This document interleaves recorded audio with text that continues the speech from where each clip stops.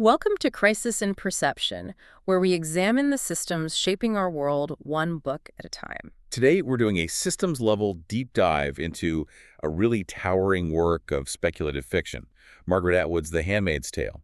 And our mission here, just to be clear, is not to predict a specific future, but really to dissect the anatomy of tyranny as a system. Exactly. We're pulling back the curtain on the Republic of Gilead, and we're looking beyond, the specific story of Offred to really understand the architecture of control.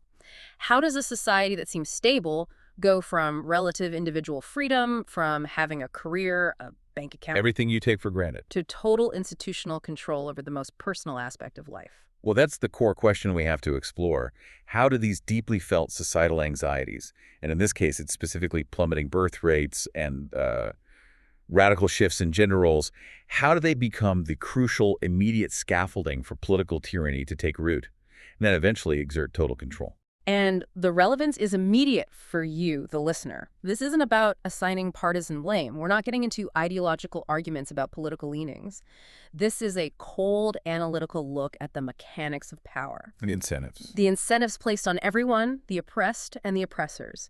The hierarchy that maintains the structure, the narratives that justify these horrific acts, and of course, the unintended consequences that allow a system of subjugation to thrive. What does this book teach us about that subtle, slow creep of lost rights? Before we really start to dissect the machine of Gilead, it's probably best to ground ourselves in the source.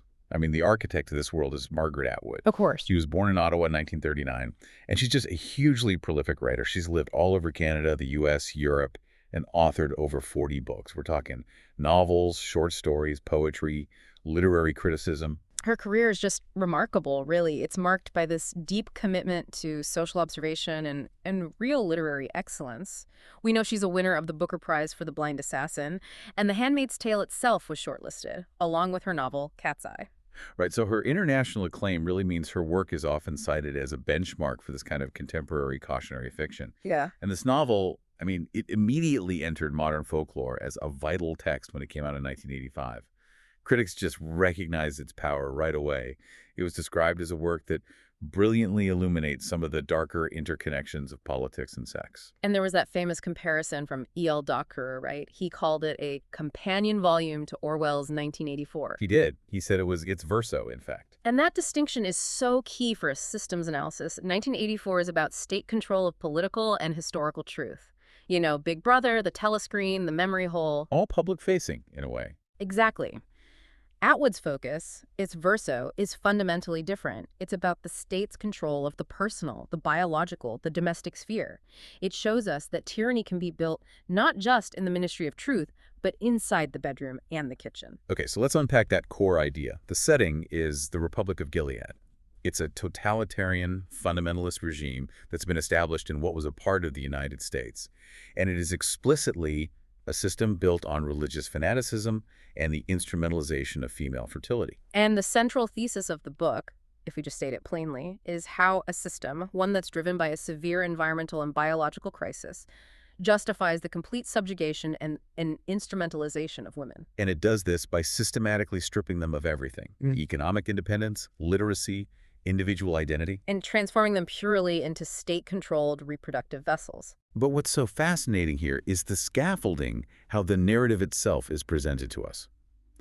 Offred's story, which is the bulk of the novel, is revealed in the historical notes at the end to be a partial transcript of the proceedings of the 12th Symposium on Gileadian Studies. Held in the year 2195. That detail, it just changes everything. It absolutely does. Wow. This is a key detail the book forces you to reckon with. We aren't reading a contemporary novel then. We're reading a fragmented reconstruction of events, and it's based on 30 cassette tapes found loose in a box. Tapes that were originally labeled with things like Elvis Presley's Golden Years or Boy George Takes It Off. It was camouflaged to hide this historical record. So that crucial detail, it frames the entire analysis. And it speaks directly to systems failure, doesn't it?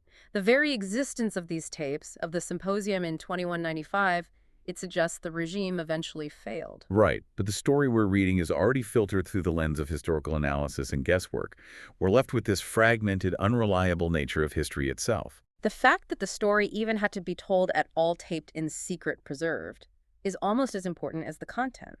It shows that desperate need to preserve truth when the system is just dedicated to erasing it. And that insight, that we are reading a broken, incomplete historical record, that's what prepares us to analyze the systems of control themselves. So let's start with the foundation, the crisis that made Gilead even possible in the first place. The terrifying thing about Gilead, really, is that it didn't just spring from nothing.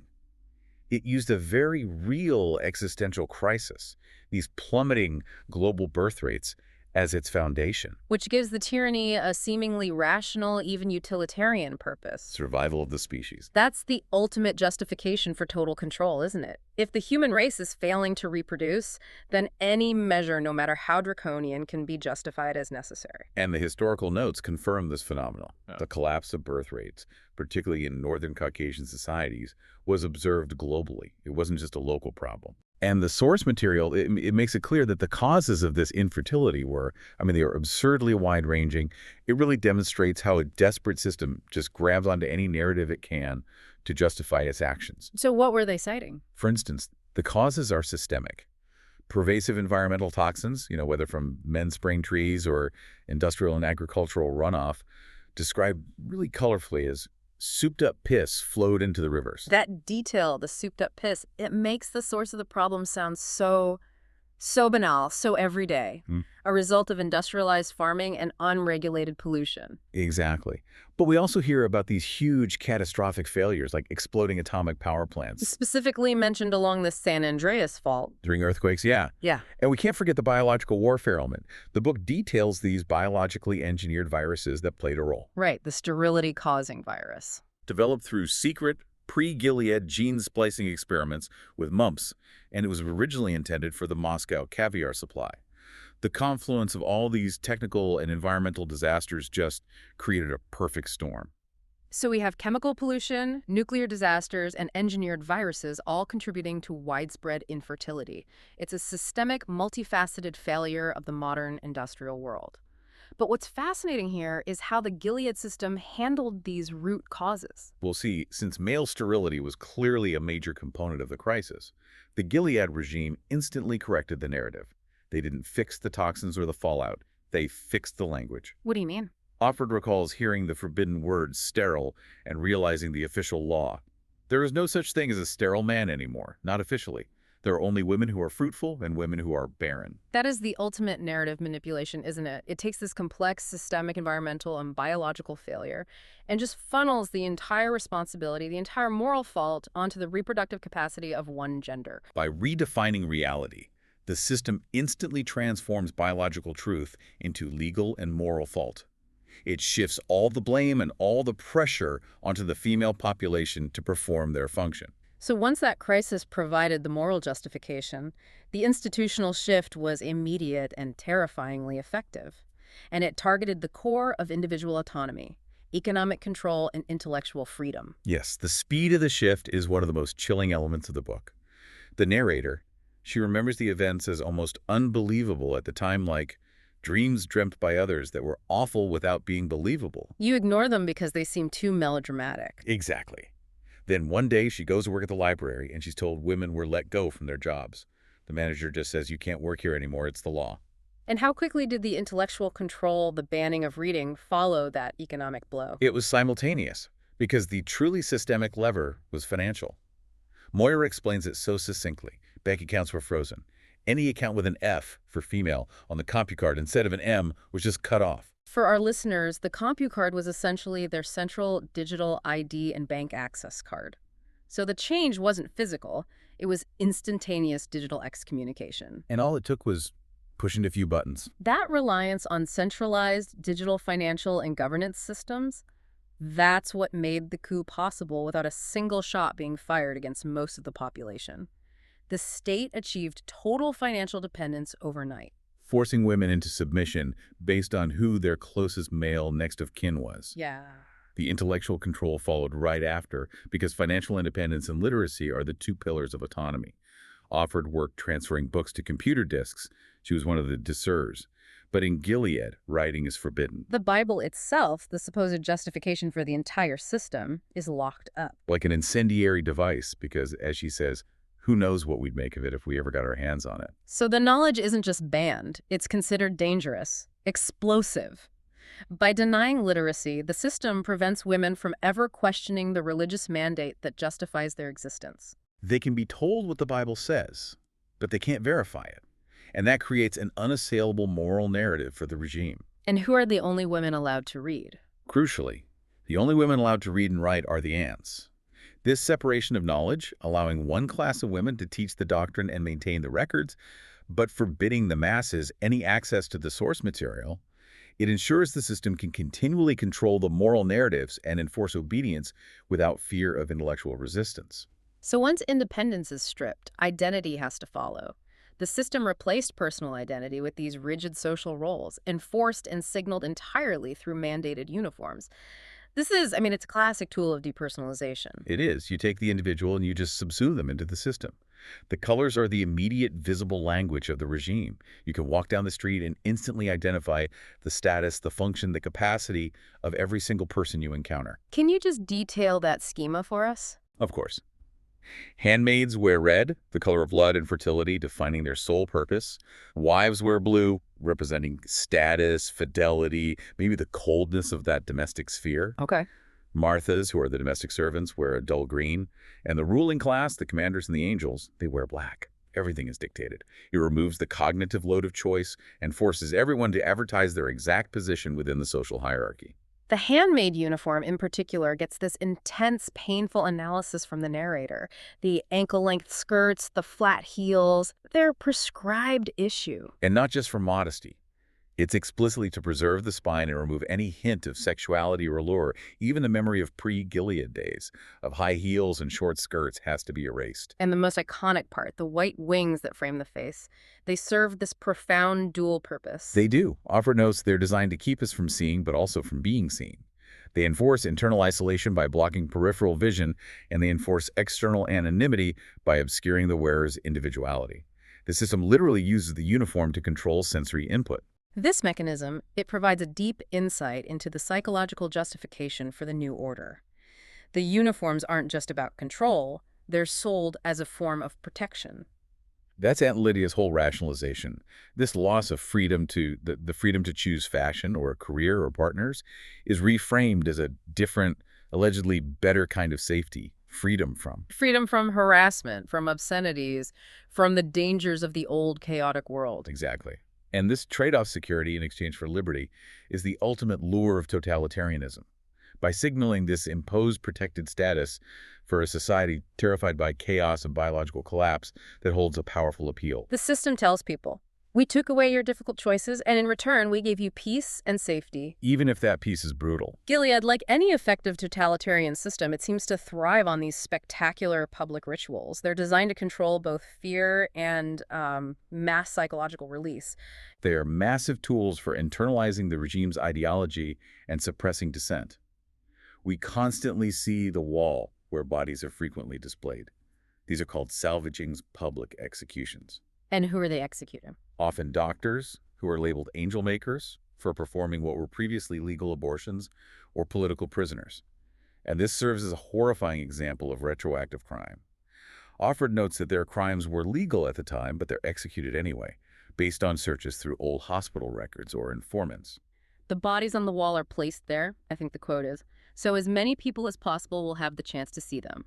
They're explicitly time travelers, symbols of an unacceptable past. And the system commands that the handmaids feel hatred and scorn towards these symbols, even though the narrator admits she feels neither. So the system tries to dictate internal emotional responses, but it often fails at that intimate level. And beyond the wall, you have pravaganzas. Right. Group ceremonies for men celebrating military victories, or for women, which might involve group weddings or the forced conversion of captured nuns. These rituals just reinforce the community narrative and the regime's divine authority. But the most intense and psychologically manipulative ritual has to be the persecution. It's organized rage. The historical notes provide some fascinating insight into the design of this ritual. It's designed chaos.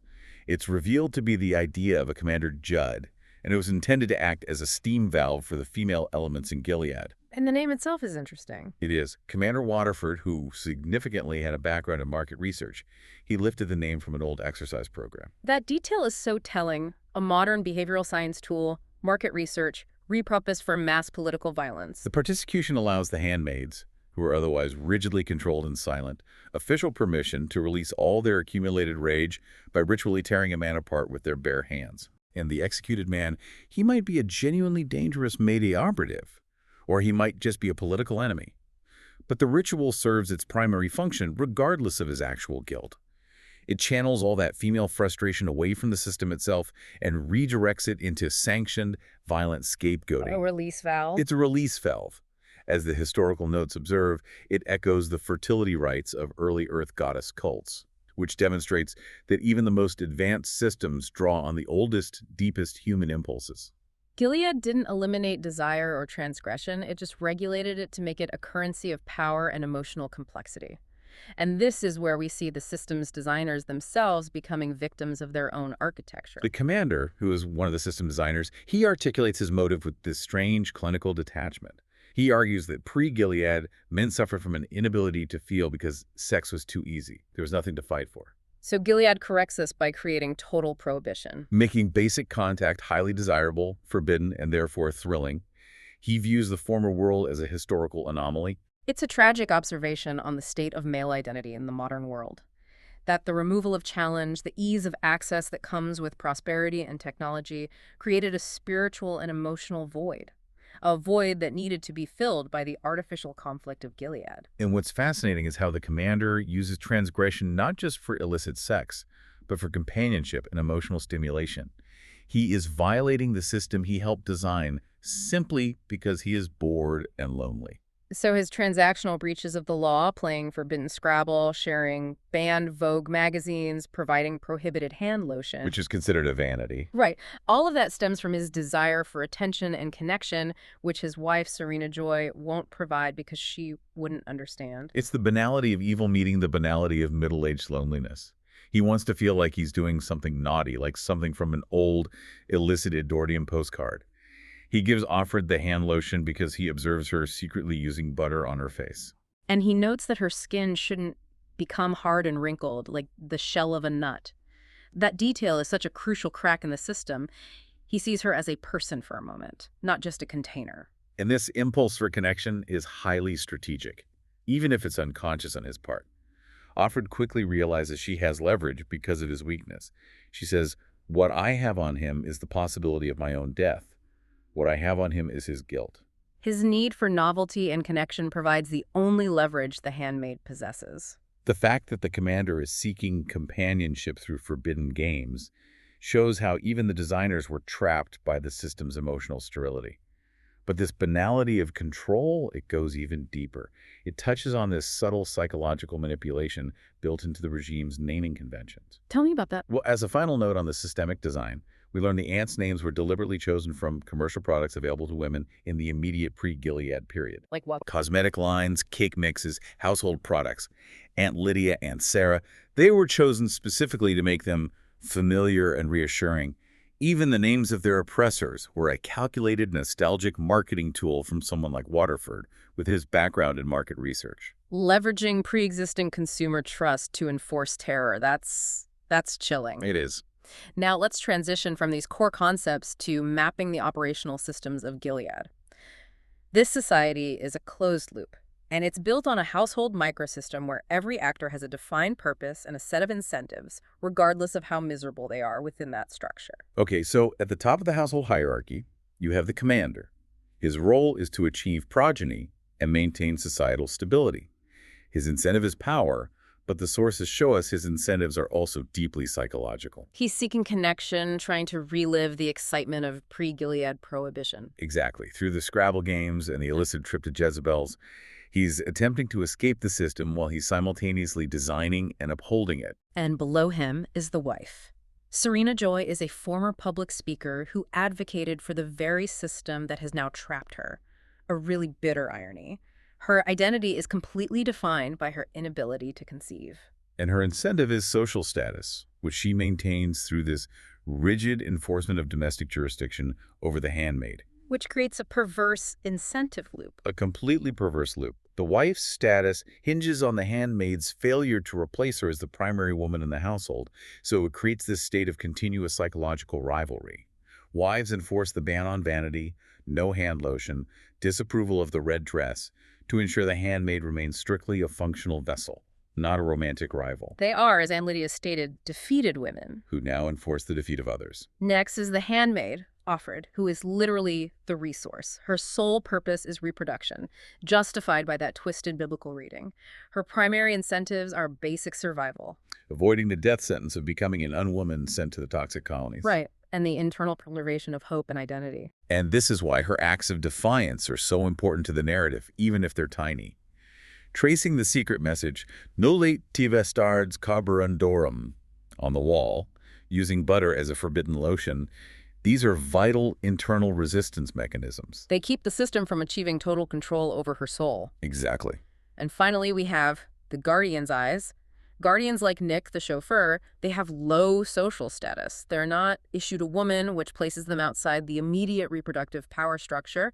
But Nick's incentive structure is deliberately complex. It has to be. He may be Mayday, he may be an eye, the secret police, or he could be both. The ambiguity of Nick is a systems design choice.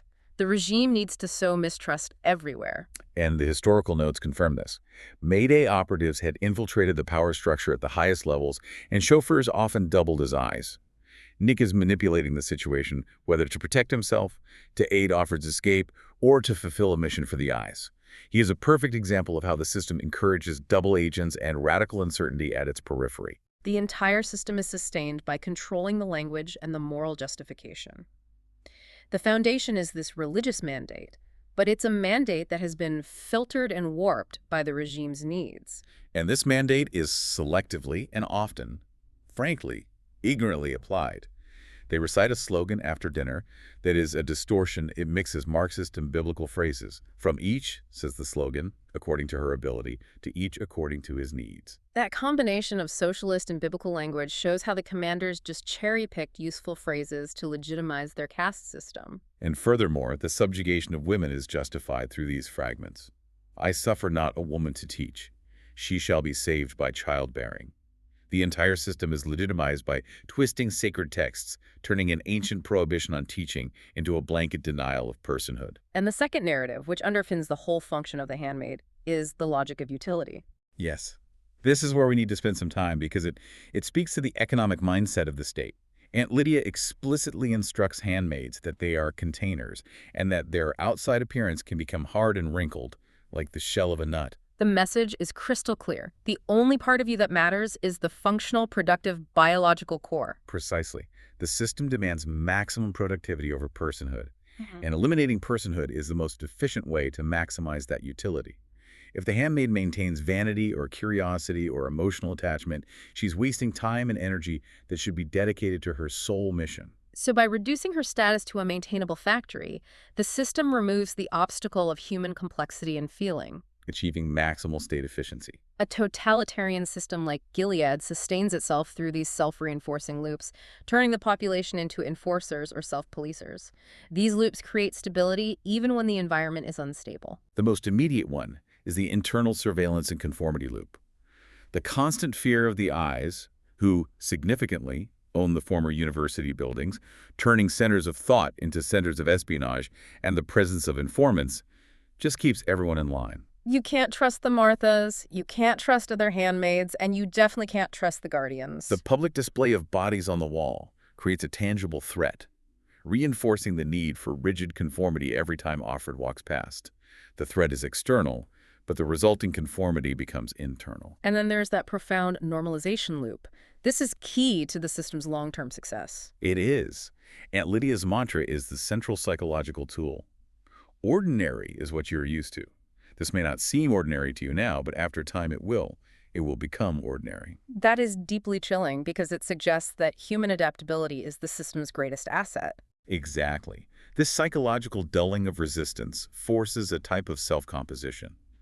Offred must continually compose herself like a speech, making her behavior and her internal thoughts presentable to the regime. Not because she believes in it, but because survival depends on it. The system slowly erodes resistance not through violent confrontation, but through the mundane weight of the everyday. And finally, we see the rebellion control loop. Acts of defiance like Moira escaping the Red Center by dismantling a toilet and using the sharp lever to subdue an ant. They only confirm the system's plasticity and its capacity to learn. The system adapts immediately. They add chains to toilet lids, they tighten security protocols. These acts of defiance create temporary hope for the subjugated, but ultimately they confirm the regime's capacity to identify flaws and strengthen its controls. Even the commander's illicit trips to Jezebel's. That's a great example. It's a regulated black market of sex, and it serves as a controlled release. It demonstrates that the system can accommodate and even monetize rule-breaking among its elite without threatening the overall structure. It's a way for the system to purge excess energy without causing a real explosion. When we connect the systemic patterns in Gilead to modern institutions, we have to step back from literal prediction. We're looking for pattern recognition. How do these mechanisms of control manifest in our world right now? The transition itself is the first terrifying lesson for us. The narrator remembers ignoring early, melodramatic news stories, corpses in ditches, bombings, thinking of them as dreams dreamt by others that were awful without being believable. The slide happened not instantaneously, but in a gradually heating bathtub. We are so often conditioned to look for a cinematic, instantaneous collapse, but the systemic loss of freedom is often tedious, subtle, and incremental. And this speaks directly to how centralized modern life can facilitate sudden systemic shifts. The immediate freezing of the CompuCards, all it took was pushing a few buttons, illustrates how our reliance on centralized digital financial and governance systems allows for swift, systemic changes in power distribution. Without requiring mass physical resistance or violence. Exactly. Think about that carefully. You don't need tanks in the streets if you can neutralize bank accounts overnight. If all your economic identity is centralized and digital and the governance shifts, the ability for the new regime to enforce control is instantaneous and total. The vulnerability is built into the infrastructure we rely on for convenience. We also see clear historical echoes of Gilead-style reproductive control. The source material explicitly mentions the precedent of policies enacted in Romania in the 1980s. Which anticipated Gilead. By banning all forms of birth control, imposing compulsory pregnancy tests on the female population, and linking promotion and wage increases to fertility. And this wasn't fiction. It was a real-world system using biological control for perceived national utility.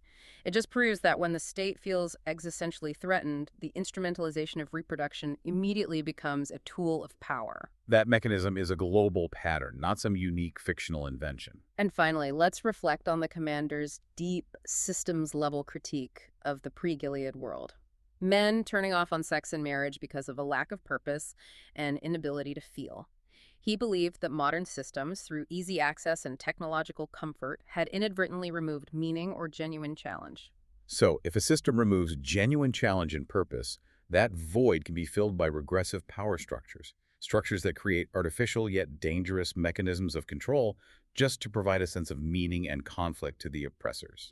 It's a highly disturbing unintended consequence of prosperity and peace.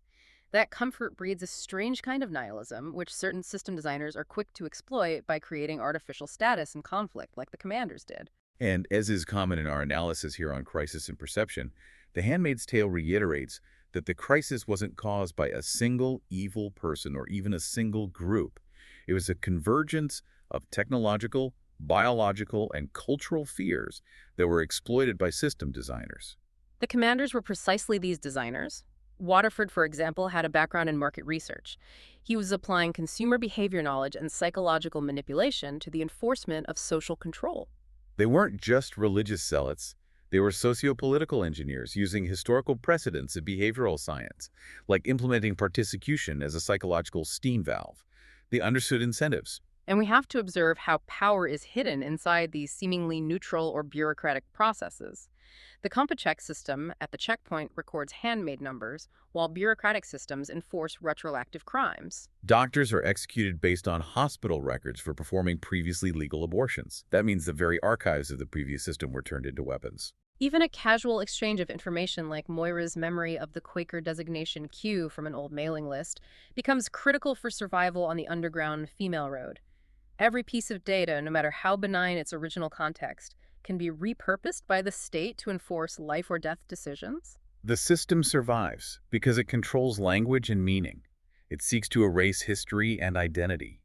The system renames the university buildings after the eyes, seizing centers of intellectual freedom and turning them into centers of surveillance. They take the French distress signal, a Maydes, which sounds like Mayday, and turn it into a resistance password.